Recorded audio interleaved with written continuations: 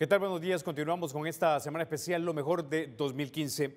Grandes obras. Eso de repente no es una palabra que se suele escuchar en El Salvador. Sin embargo, nuestro país, a pesar de lo que usted piense, cuenta con ellas. Y de eso precisamente hablamos en la siguiente entrevista. Disfrútenla.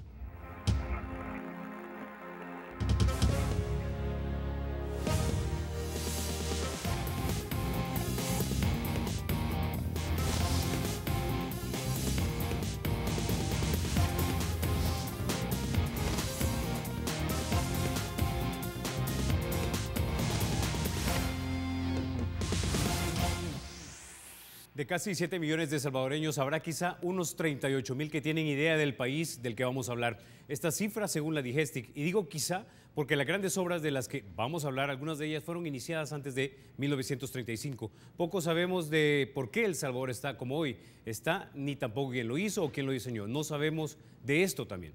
Antes, de las calles, de las carreteras, este era un país en el que viajar de San Salvador a San Miguel podía tomar unos 4 días si el viaje era óptimo, si viajaba solo y si tu caballo estaba en óptimas condiciones. Este es un país en el que hay caminos, eso sí, desde 1528. Los españoles supuestamente se tardaron 15 días en trazar las calles, la plaza y la iglesia. Las calles fueron buena parte del tiempo de tierra y las principales reforzadas de piedra. El vehículo de transporte utilizado eran los carretones, los caballos o el llamado tren de sangre, hasta que en 1882 llega el tren con compañías extranjeras y se tiran líneas ferroviarias. Algunas de estas líneas, no todas, son las que darán forma a El Salvador, que hoy recorremos en su sistema nacional de carreteras. Esa es la primera gran obra de la que vamos a hablar hoy, y para que nos cuenten más nos acompañan en el estudio esta mañana Knut Walter, historiador y miembro de la Academia de Historiadores de El Salvador. También nos acompaña el maestro Carlos Pérez, historiador de la Secretaría de Cultura, y también nos acompaña el ingeniero Rafael Pacheco de la Asociación de Ingenieros y Arquitectos. Bienvenidos, caballeros, esta mañana a República. Quizás iniciemos entonces por el principio, en vista que dimos un buen contexto con lo del ferrocarril. Quisiera comenzar con usted, señor Walter, para que nos hablara un poco acerca de cuáles fueron los primeros caminos que realmente tuvo El Salvador y que lo recorrieron, digamos, de oriente a occidente, de norte a sur. Bueno, la comunicación más importante que tuvo El Salvador en tiempos de la colonia era con la capital de la capitanía, con la ciudad de Guatemala. Lo que se llamaba pues el Camino Real, que conectaba a esas dos ciudades que bordeaba por el norte del volcán de San Salvador y seguía más o menos la ruta pasando ahí por San Cristóbal de la Frontera, después el puente de los esclavos ya llegando a la ciudad de Guatemala, que por cierto era el único puente que había en la Centroamérica colonial, y para llegar finalmente a la ciudad de Guatemala. Esa era la comunicación más directa. Hacia Oriente, que yo recuerde, no había una comunicación colonial por tierra, más bien la gente quizás se embarcaba y se iba por mar. Interesante. Ahora, señor Pérez, cuando ya habla, este sistema, digamos, colonial, el que empieza a dar forma luego en el siglo XIX y luego el siglo XX, las carreteras que hoy conocemos, la carretera litoral, la carretera panamericana o la panamericana y la litoral, de hecho, son los nombres modernos de caminos que ya existían. Sí, en realidad, por el territorio que actualmente es El Salvador, pasaba la ruta hacia el resto de Centroamérica, la ruta de Guatemala hacia el resto de Centroamérica. Además, en la década de 1850 se construyen también caminos hacia los puertos. Esos son del camino de Sonsonate, por ejemplo, al puerto de Acajuta. Y esto era un problema, el mantenimiento de estos caminos, porque durante la temporada de invierno estos caminos se convertían en lodazales, ¿verdad? Entonces, El Salvador contó con una infraestructura mínima para favorecer el comercio y la agricultura. En estos tiempos no había ingenieros, ¿verdad? Pero sin embargo habían contratistas del Estado que hacían obras de infraestructura. Entre ellos está el mariscal Santiago González, que era un militar y empresario. Él y su hermano, creo que se llamaba José Antonio, si no recuerdo el hermano, y por ejemplo ellos hicieron un contrato con el gobierno de don Rafael Campo Pomar para construir unas bodegas del Puerto de la Libertad. Joaquín Eufrasio Guzmán, el suegro de Gerardo Barrios, que también era uno de esos militar, político, empresario, eran muy ricos ambos, ¿verdad? Él también hizo un contrato con el Estado para construir un puente sobre el paso de Urbina en el Río Grande de San Miguel. Hubo que traer gente de Guatemala. Aquí no había ingenieros. En la década de 1860 no había un solo ingeniero, ¿verdad? Entonces hay pequeñas obras. En el último cuarto del siglo XIX se construyen también obras de infraestructura, sobre todo son caminos, ¿verdad? Caminos para comunicar con los puertos, ¿verdad? Se construyen bodegas también. Y se empieza a construir. San Salvador era una ciudad que los viajeros europeos y americanos que dejaron sus testimonios no tenía ninguna obra monumental, ningún atractivo. Era una ciudad más bien muy modesta, ¿verdad? Pero en las últimas décadas del siglo XIX comienzan a construirse también algunas obras que son importantes, como el Palacio Nacional, el Teatro Nacional, la Plaza Morazán, ¿verdad? Y estos es el resultado de los ingresos que recibe el Estado por los derechos de aduana, por los derechos de exportación casi no han habido acá, ¿verdad? Porque aquí el aguardiente. Sino que es el estanco del aguardiente, ¿verdad? Que es otro, el tabaco también, pero sobre todo los derechos aduanales a la importación, que sí es grabada, a diferencia de la exportación. Ahora, en pantalla tenemos algunas de las carreteras, digamos, que teníamos ahí. Intuyo yo, es un automóvil de los años 20 y vemos una carretera muy delgada, comparada con los días de hoy. Ingeniero Pacheco, ¿era distinto la manera de construir carreteras de la que es de hoy? Quizá la primera pregunta, haciendo referencia a lo que veíamos en pantalla. Y lo segundo es, hoy damos por sentado que vamos de aquí a Sonsonate en menos de una hora, pero eso no fue así siempre. ¿Qué tan difícil es nuestra topografía en El Salvador? Bueno, aquí tenemos que considerar algunas cosas. Está bien la topografía, pero también la llegada de los vehículos a El Salvador. Acuérdense que hubo, digamos, hasta los años 30, digamos, 20 por ahí, solamente conocíamos aquellos carros Ford y cuestiones, vehículos de poco comunes, vamos a decirlo así. Y estos realmente eran unos vehículos angostos y toda la cuestión.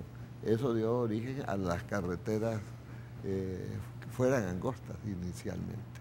Claro, en la medida que han habido normas de velocidad, anchuras de los vehículos y todo esto, las carreteras han tenido que irse ampliando.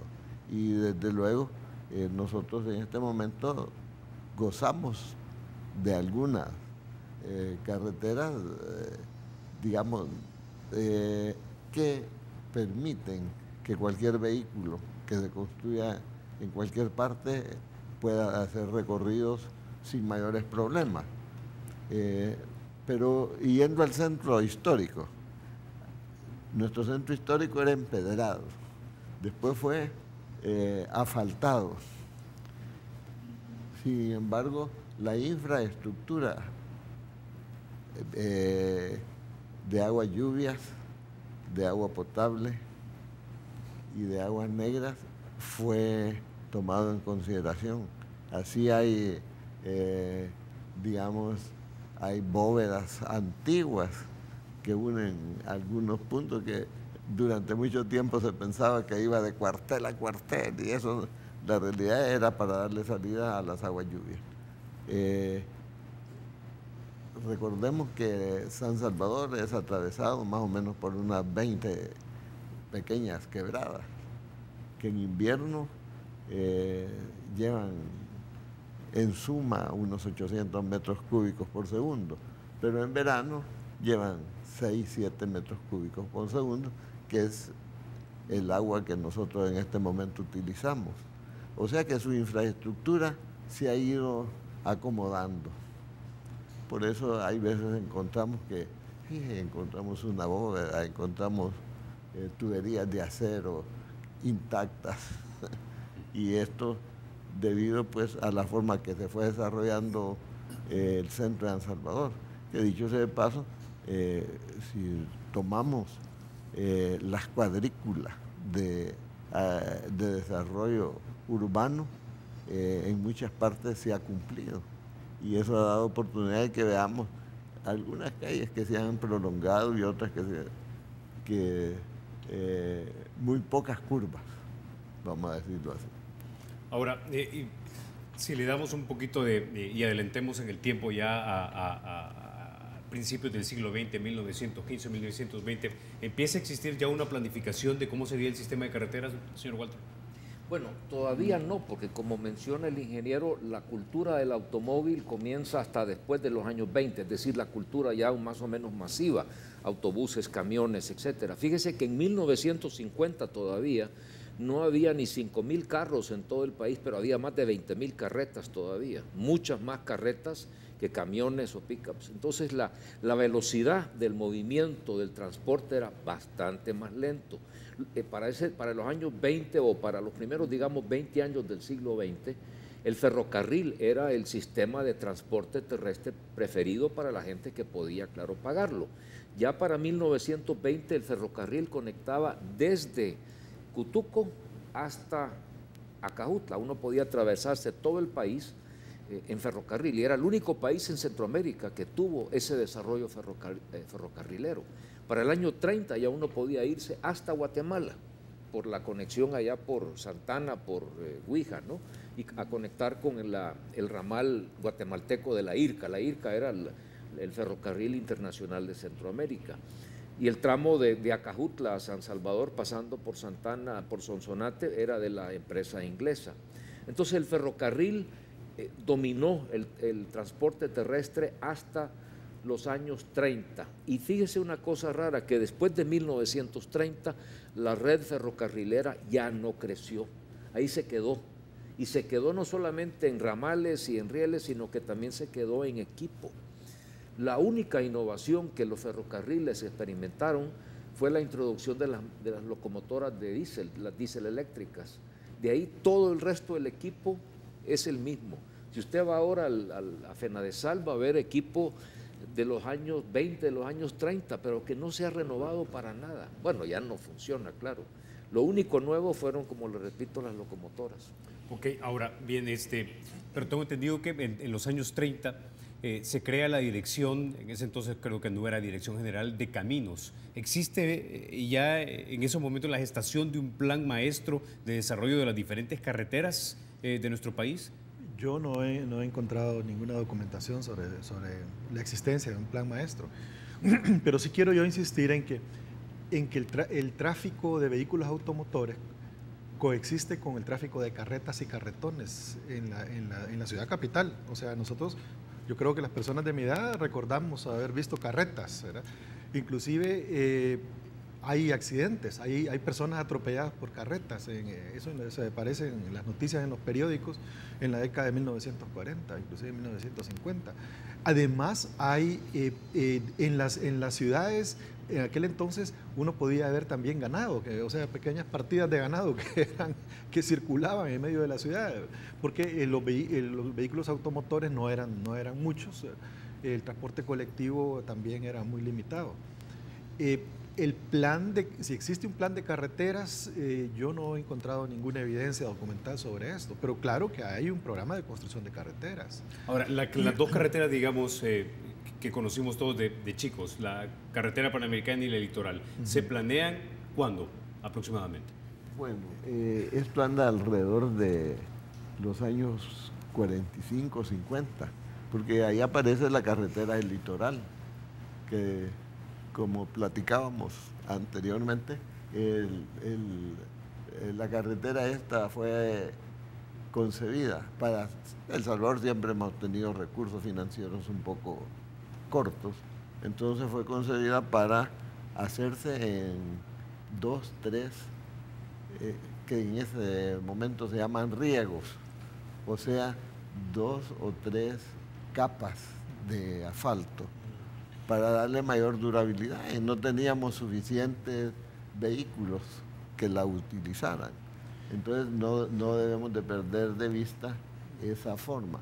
Después aparecieron los caminos rurales, o sea, los caminos que le llamaron de alimentación a la carretera del litoral y a la carretera panamericana.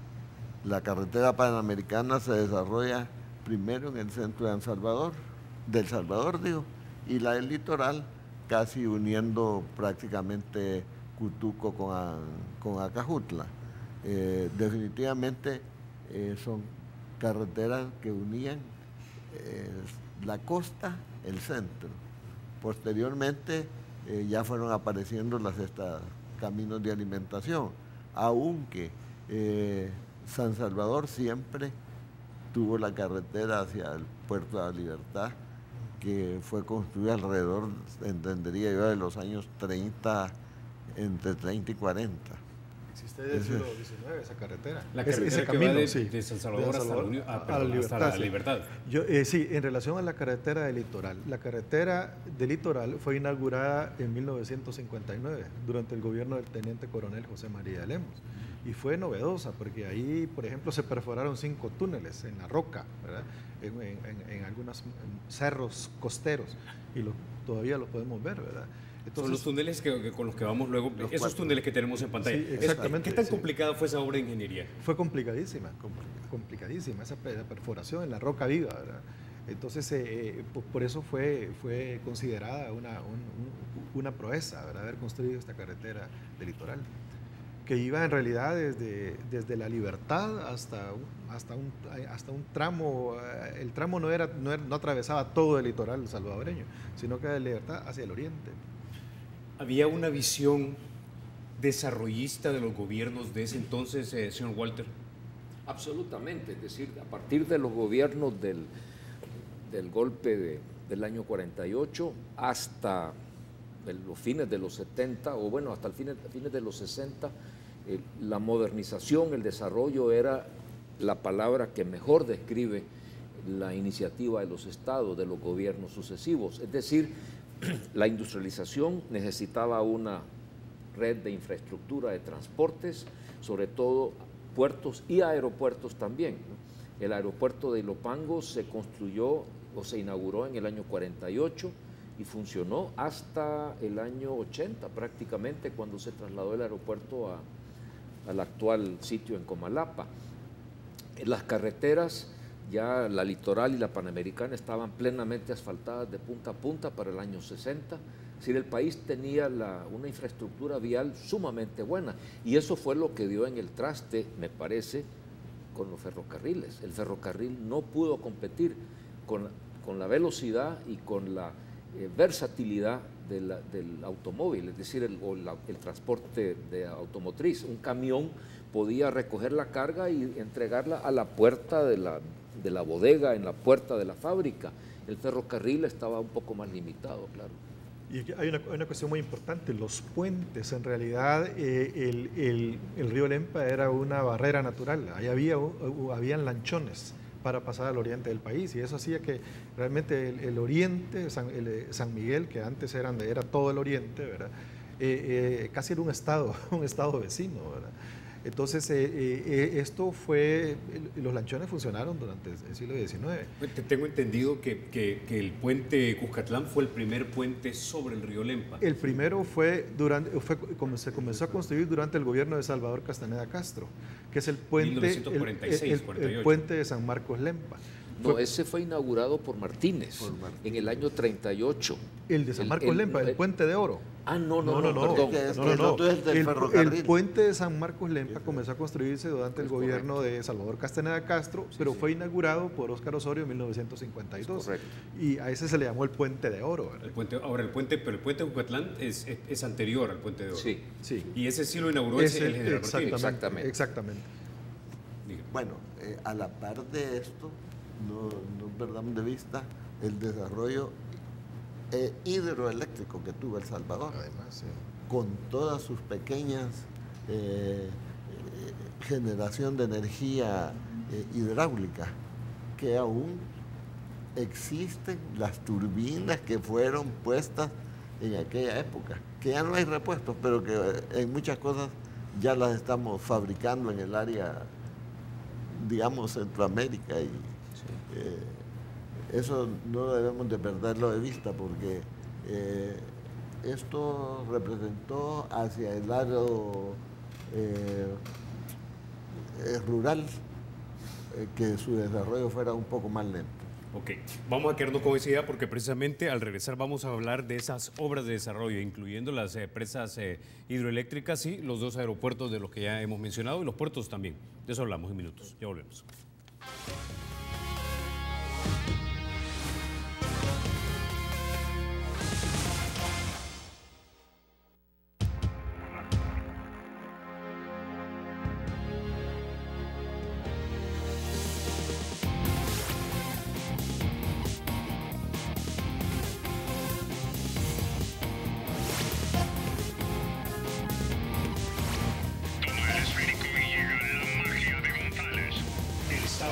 Será siempre libre e independiente y no será jamás el patrimonio de ninguna familia ni persona.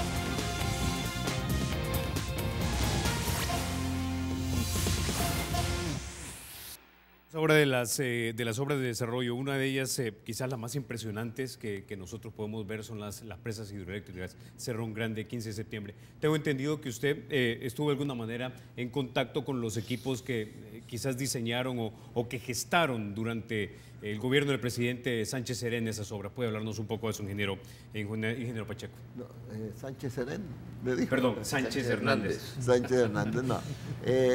Bueno, yo realmente participé en la evaluación ambiental de las presas, que fueron hechas precisamente allá bajo el gobierno de Lemus, de los militares, que dicho sea de paso, ellos llevaron un poco de desarrollo bien organizado en el país.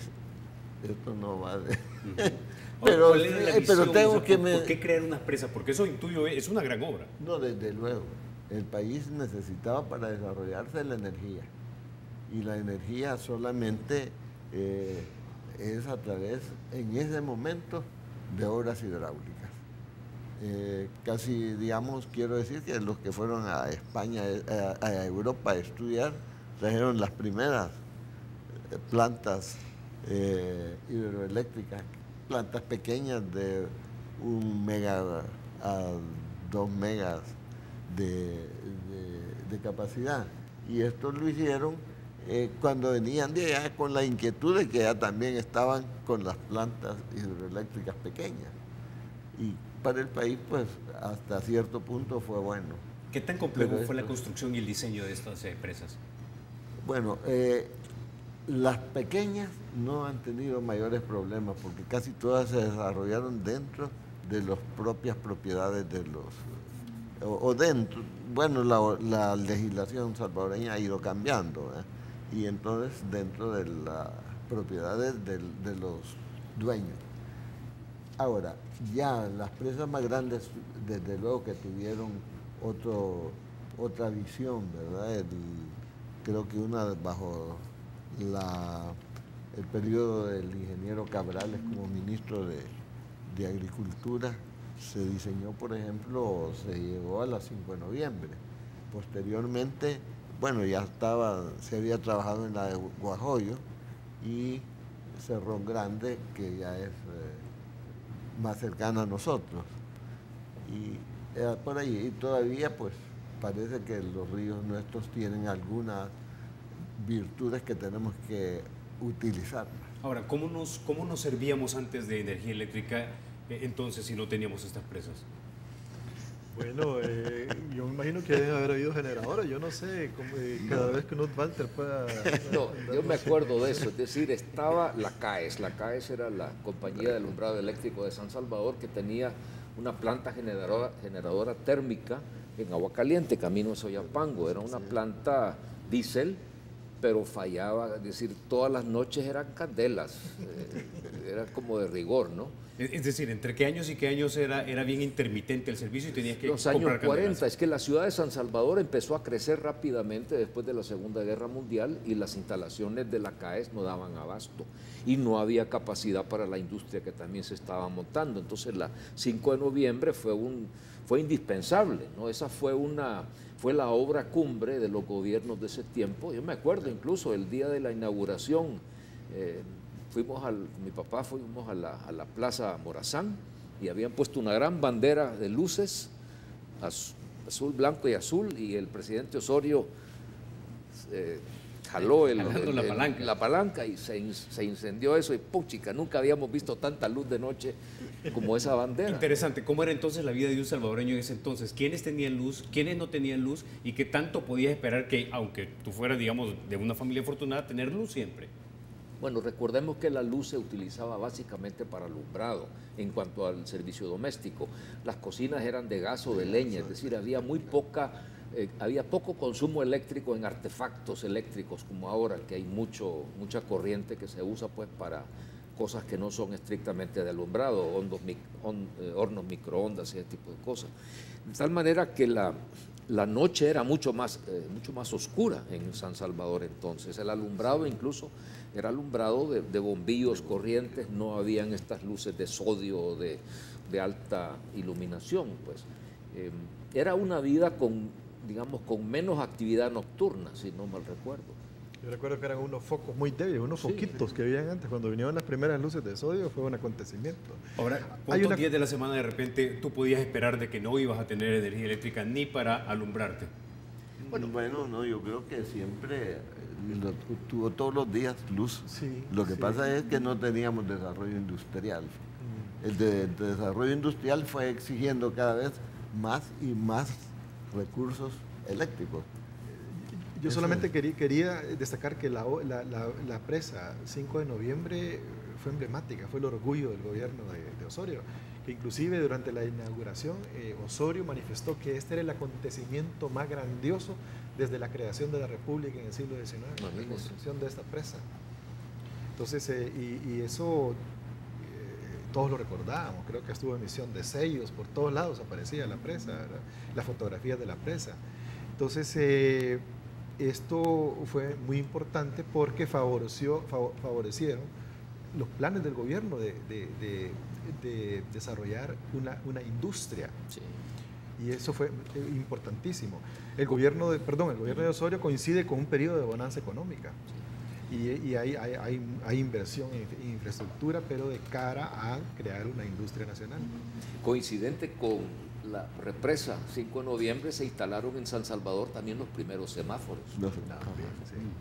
Es decir, el contexto en el que esto se da es, tenemos el optimismo, la sensación de optimismo de que el país va para arriba, va creciendo. ¿Es esa la sensación, señor Walter? Sí, definitivamente. Obras de infraestructura, la carretera del litoral, represas, alumbrado público más... bueno, sí, mucha obra material. El desarrollo del algodón también comenzó entonces, que fue el segundo producto de exportación después del café. Pero claro, todas esas obras espectaculares combinadas, claro, con un creciente problema de tipo social y político, ¿verdad? Es decir, de repente hay desarrollo de infraestructura, pero no hay progreso económico igualitario y el régimen político no es liberal, podríamos decir, ¿verdad? Así es. Pero bueno, hablando ahora de los aeropuertos, antes del aeropuerto de Ilopango, primero, ¿cuándo lo fundaron? ¿Cuándo lo crearon? ¿Quién lo diseñó? Y antes, ¿cómo nos comunicamos? ¿Qué aviones venían? ¿Qué aerolíneas venían? Bueno, empezó llegando nada más aviones de dos motores, bimotores. Biplanos. Biplanos, sí. Y luego el desarrollo algodonero no lo podemos dejar afuera, porque acuérdense que para tener una buena producción necesitaban los riegos y todo esto, ¿no? Y entonces fue el aeropuerto realmente como la necesidad de esa época económica. Tal vez aparecieron otros aeropuertos ya en las fincas grandes, pero eso fue ya un poquito posterior. Ahora, entonces este aeropuerto realmente traía solamente mercadería, no traía gente, o sea, no traía turismo, no traía gente de negocios. Estuvimos conversando sobre eso. ¿Cuándo fue que construyó el aeropuerto de Ilopango? Sí, el viejo aeropuerto de Ilopango se construyó terminó de construir en el 48, pero antes de eso, Ilopango siempre, desde el comienzo de la aviación, fue el campo de aterrizaje.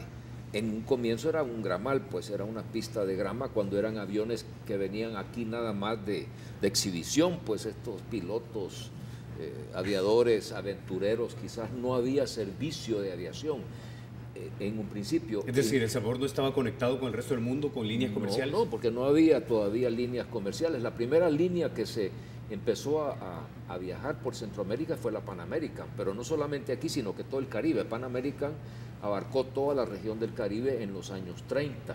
Fue en los años 30 que empezaron los primeros aviones de pasajeros a llegar aquí. Y el aeropuerto de Ilopango ya estaba funcionando. Lo que se construyó fue el edificio. Es que es interesante, estamos hablando de la aviación comercial, porque realmente la aviación militar se organiza a mediados de la década de 1920. Es correcto. Y son aviones biplanos que tienen su base en Ilopango. Llegan a El Salvador aviadores italianos, por ejemplo, que promueven esto. Sí, el Messi, creo que Enrico Messi, que muere, por ejemplo, por cierto, en un accidente acá en El Salvador. Y él deja descendencia. Massi, Enrico Massi. Entonces, que son veteranos inclusive de la Gran Guerra Mundial. Entonces, pero se organiza la aviación militar en la década de 1920. Ahora, en ese punto, la aviación nacional, ¿qué tan desarrollada está? ¿Tenemos aviadores comerciales nosotros? ¿TACA ha nacido ya o no ha nacido aún? ¿O solamente tenemos aviadores privados? El Salvador es el único país en Centroamérica que no desarrolló una línea aérea para viajes internos, porque el país no era lo suficientemente grande, no ameritaba. Todos los demás, Costa Rica, Honduras, Nicaragua, Guatemala, tienen o tuvieron líneas aéreas internas, que son mucho más grandes. TACA surge en Honduras, ¿verdad? Este hombre sí. Era un neozelandés, sí, que inclusive hacía servicio al gobierno de Carías Andino, bombardeaba a los adversarios de Carías, ¿verdad? Creo que perdió un ojo inclusive en una de estas aventuras. Y él fue el que, ¿cómo se llamaba? Lowell, ¿qué se llama? Yerix. Lowell Yerix, que es un personaje de novela. Y ese fue el hombre que inspiró a Carías, que Carías estaba fascinado con la aviación, a crear una aviación militar. Ok, brevemente, tengo un minuto nada más, don Carlos, pero quisiera preguntarle, ¿en qué momento se toma la decisión de crear un nuevo aeropuerto y por qué? Él dijo finales de 1948, ¿verdad? O sea, finales del Ilopango al de Comalapa. La necesidad del desarrollo. Del desarrollo, o sea, las necesidades primero del transporte aéreo, del comercio, ¿verdad? Y luego yo creo que al finalizar la Segunda Guerra Mundial se reconoció el valor de la aviación, sí, ¿verdad?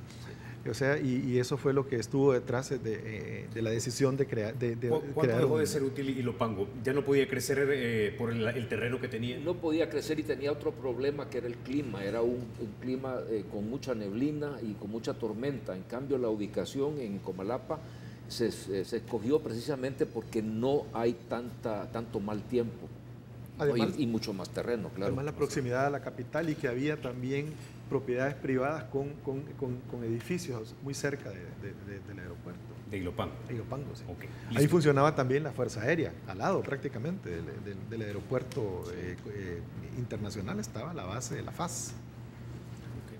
Bueno, con eso ya nos quedamos, vamos a la pausa. Cuando hablemos vamos a hablar de algunos estadios y plazas públicas que también se construyeron. Ya volvemos. Claro.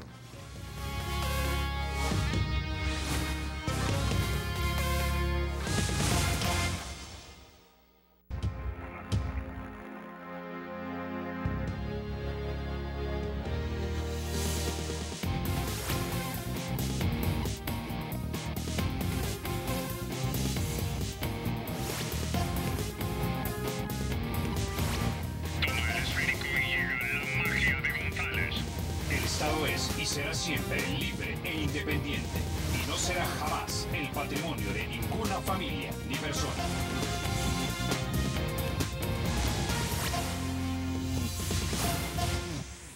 Bueno, señor Walter, ya la construcción de grandes obras cuando se trata de centros de entretenimiento como teatros, como el Estadio Flor Blanca, se da cuando una sociedad, se puede decir, ha llegado a un término avanzado, digamos, de su desarrollo. Intuyo que eso pasó aquí en El Salvador también, con la construcción del Estadio Flor Blanca, que estamos viendo ahí en pantalla. Son fotografías algo viejitas también de los 30, intuyo yo. Sí, cuéntenos un poco acerca del contexto en el que se da esto.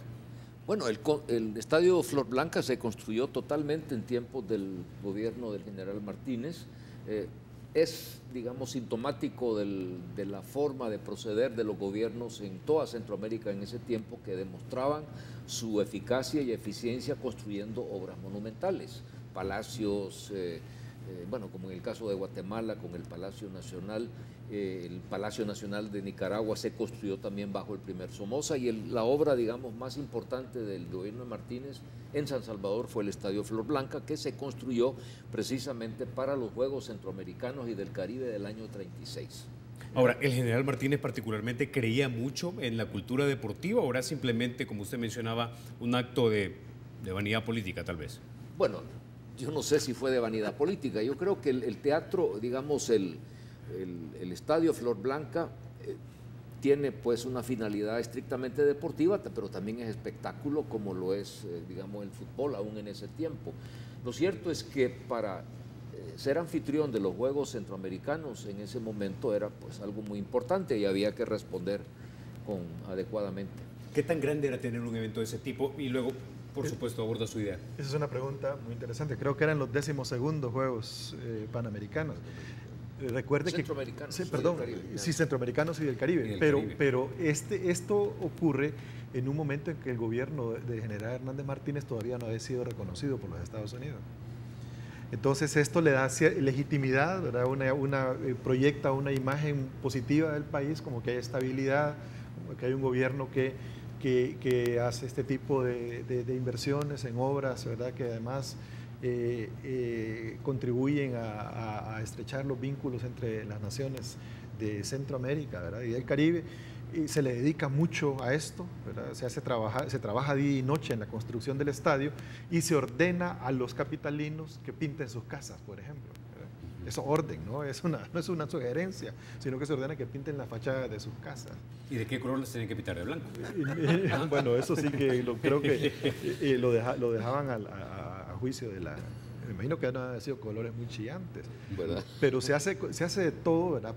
Para presentar una imagen de progreso, de estabilidad política, y eso favorece al gobierno del general Hernández Martínez, ¿verdad? Para obtener su reconocimiento posteriormente. Ha habido elecciones también recientemente, ¿verdad? Entonces, antes de los Juegos Centroamericanos y del Caribe. Es un acontecimiento muy importante. Ahora, a esas alturas, intuyo yo que el Estadio Flor Blanca no es construido en una zona populosa. No, era una finca, Flor Blanca. Ahí es construido. ¿Esa finca fue donada al gobierno de El Salvador? Yo eso sí que lo ignoro, no sé. Pero estaba casi fuera de la ciudad. Ahí eran las orillas de... Las goteras de la ciudad. Creo que las fotografías que tenemos tal vez nos pueden ilustrar un poco el punto. A ver si los podemos poner en pantalla. Ahí está. Se mira básicamente todo alrededor del Estadio Flor Blanca casi que vacío. Claro. Cafetales. Sí, eso era ya de las goteras de la ciudad. Para ese momento es decir, esas eran las afueras de la ciudad. Sí. No se había ni construido El Salvador del mundo, que viene en los años 40. Exactamente. Ahora, yo quiero hacerle esta pregunta a usted, ingeniero Pacheco, y es la siguiente. El estadio ha sufrido, digamos, algunas renovaciones, pero las renovaciones no son tan artísticas, fastuosas, no sé qué adjetivo ponerle, porque ahora es todo tan simple y llano y plano. Sin embargo, quienes diseñaron esos edificios da la impresión que no solo querían hacer algo funcional, sino que agradable a la vista, artístico. Cuéntenos, ¿cuál era la mentalidad detrás de esas construcciones? Bueno, quiero decir que el estadio cumplía todos los requisitos para poder desarrollar ahí los Juegos Centroamericanos. Tiene para todo tipo de deporte, inclusive las piscinas que todavía son respetables. Creo yo que siempre esto es agradable para todo, pues está en el centro. Y si vemos fuera del país una serie de lugares deportivos, están en el centro de la ciudad. Muchas veces el problema que hay que resolver ahora es el de estacionamientos y lugares a donde pueda la familia abastecerse de alimentos. Eso es lo que prácticamente está haciéndose en otras partes.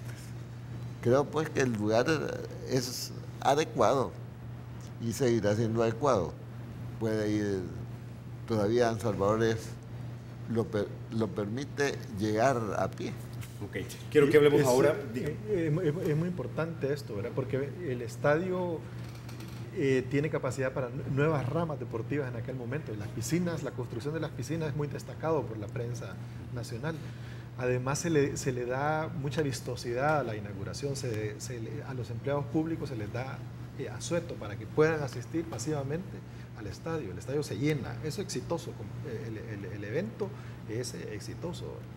Interesante. Sí. Bueno, quiero que hablemos ahora también de una plaza que, digamos, nos identifica a nivel nacional. Esta es una fotografía de antes de que estuviese ahí El Salvador del Mundo. Ese es un poco más reciente. El poste que usted mira a la izquierda es donde ahora está la estatua de Monseñor Romero.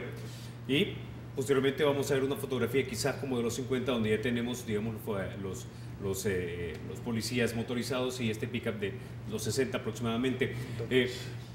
Ahí tenemos el Campo Marte. Sí. Es donde ahora está el parque infantil, ¿verdad?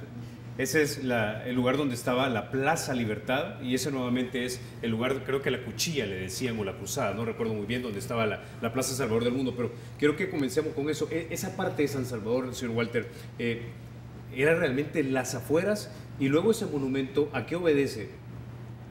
Bueno, el monumento es el monumento emblemático del Salvador, y el lugar donde se construyó precisamente es el punto donde la carretera, la Roosevelt, bueno, no se llamaba la Roosevelt todavía, ¿no? O ya se llamaba la Roosevelt, la avenida Roosevelt, pero es la salida para Santa Tecla y después la prolongación del Paseo Escalón, que va a ser eventualmente la Colonia Escalón. Es decir, el desarrollo urbanístico de San Salvador en ese momento se está proyectando hacia el oeste, hacia el volcán propiamente, por el clima quizás, por el hecho de que son tierras todavía que se pueden urbanizar. Ahora, pocos saben, señor Pérez, también que El Salvador del Mundo, el Jesucristo original, tengo entendido, fue donado por la familia del expresidente Araujo. De hecho, por eso lleva ese nombre también la calle que va para Santa Tecla. Quisiera que nos hablara un poco de eso. De Manuel Enrique Araujo, sí. Y yo no tengo mucho conocimiento de esto, pero sé que esa estatua sí era propiedad de una familia. Y luego la elevaron sobre este pedestal. Le decían la Cruzadilla a ese lugar. La Cruzadilla, ¿verdad? Exactamente, ese era el nombre que tenía. En el caso del campo de Marte también es interesante, porque este era un campo de Marte, realmente, era en donde el ejército hacía sus paradas, donde hacía sus evoluciones ante el público, ¿verdad? Entonces, durante las conmemoraciones, por ejemplo, las fiestas patrias, siempre había desfiles de las unidades militares de San Salvador. Y posteriormente se convierte en un parque de diversiones, ¿verdad? Para niños, que en su momento, yo solo quiero destacarlo ante los televidentes. Yo creo que no ha habido en Centroamérica un parque tan bonito como el parque infantil. El parque infantil. Sí. Todos recordamos las lanchas, la casa del Eco, el tren eléctrico, era una cosa bellísima. Ahora, este Campo Marte, antes de que fuera el parque infantil, ¿era un centro de entretenimiento de vocación popular? Bueno, yo creo que sí, porque realmente llegó a tener campo de béisbol, habían canchas de tenis a un lado, estaban las canchas de básquetbol, bueno, hasta de fútbol. Yo creo que sí cumplió su misión. Lo que pasa es que en la medida que ha ido desapareciendo las personas que habitan el centro de San Salvador, ha tenido menos uso. También fue el hipódromo. Fue el hipódromo, además, sí. Cuando hubo. Y las paradas militares eran muy concurridas. Inclusive después de la matanza de 1932, ahí se presentaron las guardias cívicas uniformadas, ¿verdad? Precisamente en el campo de Marte. Bueno, ahora quiero que hablemos un poco del centro de nuestra ciudad. Tenemos algunos videos, pero datan desde 1947 o 46, tal vez lo podemos poner en pantalla. Ahí los tenemos. Vemos ya una ciudad vibrante, es decir, mucha gente que ya intuyo que no sé si es el centro donde transbordan hacia otros lugares o si simplemente viven ahí. Mi pregunta es la siguiente: ¿crecimos ordenadamente, señor Walter, o simplemente se fueron añadiendo por pedazos? Porque algunas zonas que eran residenciales ahora son zonas comerciales, como que si no habían leyes de zonificación, o si las habían simplemente no las respetaron. Bueno, el casco histórico, el centro histórico es el centro colonial. La ciudad de San Salvador, que era la capital de la intendencia en los últimos tiempos coloniales, tenía ese tramo, ese trazado, perdón. Las calles eran sumamente angostas, el tráfico vehicular simplemente no podía procesarse correctamente, de tal suerte de que el centro histórico ha tenido estos problemas desde siempre del urbanismo, no tanto por la falta de planificación, sino que porque los tiempos lo han superado, ¿no? Estaba diseñada para carretas, para carruajes, para caballos, y no para el intenso tráfico vehicular que se fue acumulando con el tiempo. Y yo quiero mencionar algo sobre esto. Realmente en el centro de San Salvador viven las familias de altos ingresos. Y poco a poco se van moviendo, se van trasladando del centro.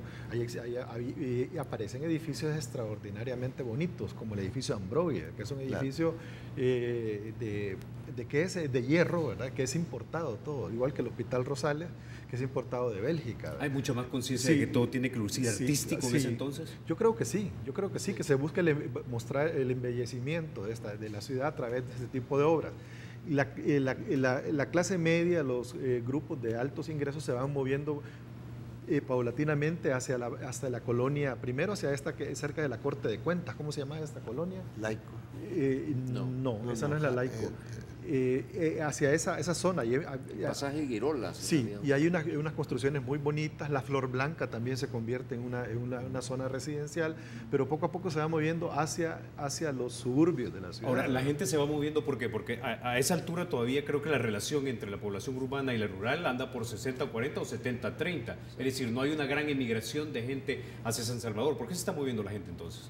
Porque el centro de San Salvador se convierte cada vez más en un espacio comercial, donde aparecen almacenes, pequeños negocios, algunos talleres artesanales. Todavía es posible ir a que le arreglen los zapatos a uno. Hay zapaterías por todos lados, hay sastres por todos lados, ¿verdad? Es ese pequeño comercio que desaparece de San Salvador, pero que existe todavía, por ejemplo, en las ciudades de provincia de Costa Rica. Es decir, esa es una herencia que tenemos de muchos años atrás. De repente no hay leyes de zonificación que te definen y te digan, no señor, aquí usted no puede comerciar. Correcto.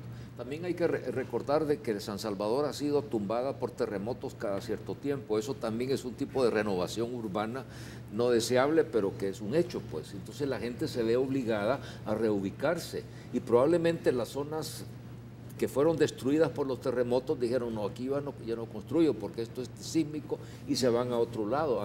Bueno, Santa Tecla se fundó precisamente como una alternativa supuestamente menos peligrosa a la capital, ¿no? Por los problemas de terremotos. No hemos hablado de los cuarteles acá. Los cuarteles eran muy importantes también.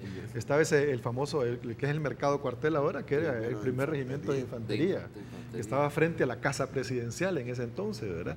De ahí salieron las tropas que fueron a suprimir el alzamiento campesino del 32. Y luego estaba el cuartel de Zapote. Había otro cuartel que el regimiento de ametralladoras, que creo que después estuvo ahí el cuerpo de bomberos.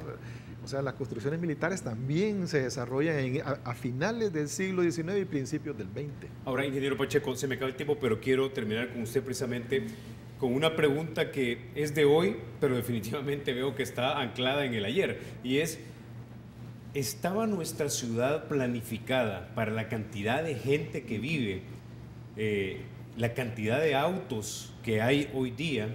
Y también, si no fue así, es por eso la razón por la cual las calles son tan angostas. Bueno, normalmente, y aquí voy a referirme quizás pensando en las ciudades más grandes, que los edificios hacen ver las calles pequeñas, pero si vemos nuestras avenidas y todo son relativamente amplias. Yo diría, todas tienen 6, 7 metros, porque decir 6, 7 metros pudiera ser un poco más, porque el desarrollo de nuestro país ha ido haciéndose poco a poco. Realmente han habido la planificación de 1980, las últimas, casi todas bajo la lideranza española, y tenemos que decir que las calles son rectas. Usted todavía puede irse en la primera calle Poniente desde el centro hasta ahí, y hacia el otro lado pues lo mismo. Entonces yo creo pues que ha habido cierta planificación. Es muy difícil realmente prever todo el desarrollo urbano hacia determinados lugares. Y aquí quiero llamar la atención bajo el punto de vista que nosotros, bastante población está fuera del país. Y esa población es la que quizás debería de haber vivido en este momento aquí. Entonces hoy es casi toda gente joven. Pero sí podríamos decir que la ciudad no fue planeada para ni la cantidad de gente que tenemos, ni la cantidad de vehículos. Pero el centro de San Salvador yo creo que sí tuvo una visión de los españoles que vinieron y pusieron tuberías de hierro fundido de 20, 30 pulgadas para agua potable ahí en el centro, y hicieron las bóvedas estas de para agua lluvia, y la hicieron desde luego sin mayores estudios en ese momento, pero sí creo yo que algo hubo de planificación. ¿De qué año estamos hablando de esas tuberías? Estamos hablando de la fundación de San Salvador. ¿1500? Todavía cuando era... Acuérdese que está el empedrado. Usted pone ahí las fotos y ahí está empedrado. Y lo que pasa son los rieles del ferrocarril que todavía iba para allá. Eso es realmente complicado, no le puedo contestar. Se nos acabó el tiempo, pero definitivamente vamos a armar más repúblicas de este tipo. Y solamente esto me recuerda que alguien de la alcaldía de San Salvador me dijo que los alcantarillados que mejor funcionaban eran los de la colonia. Bueno, dicho esto, muchísimas gracias, caballeros. Decían que era el lugar de fuga del presidente. ¿Se acuerda que decía? Bueno, como ustedes vieron, el sistema de carreteras nacionales, las represas que se construyeron en los 70, todo eso forma parte de las grandes obras que seguramente se seguirán construyendo, tal vez no al ritmo que los salvadoreños quisieran ver, pero de que se harán, se harán. Los dejo con la edición matutina de Teleprensa. Gracias por estar con nosotros en esta semana especial, lo mejor de 2015. Recuerden, la República es de todos y hay que cuidarla.